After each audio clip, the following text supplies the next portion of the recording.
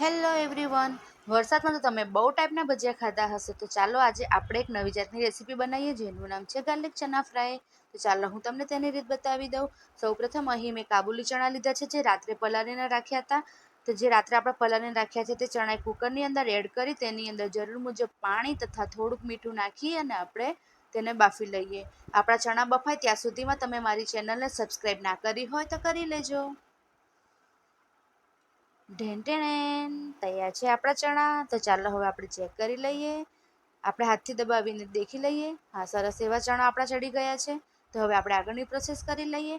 સૌપ્રથમ એક મોટું વાસણ લેવાનું છે, તેની અંદર 2 ચમચી જેટલું તેલ એડ કરવાનું છે. પછી તેમાં અડધી ચમચી હળદર, 1 થી 1.5 ચમચી જેટલું લાલ મરચું પાવડર, 1 ચમચી ધાણા જીરું પાવડર, 1 ચમચી ગરમ મસાલો અને તેની અંદર બ્લેક સોલ્ટ એટલે કે સંચર મીઠું લેવાનું છે, જેનો ટેસ્ટ બહુ સરસ આવે છે. અને ચપટીક આપણે મીઠું લેવાનું છે, કેમ કે આગળ બી આપણે મીઠું એડ કર્યું છે એટલે માપનું મીઠું લેવાનું છે.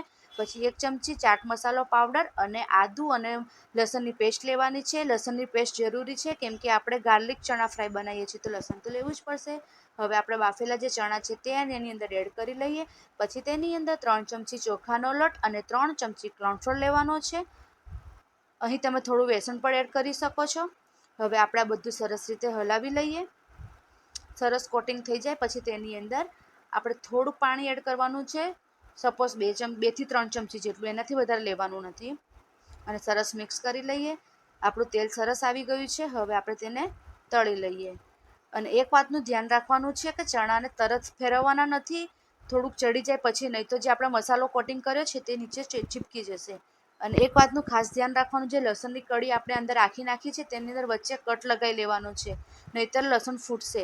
મારે આવું બન્યું છે, લસણ બહુ ફૂટ્યું હતું અને હું દાચતા બચી ગઈ હતી, તો ખાસ ધ્યાન રાખજો.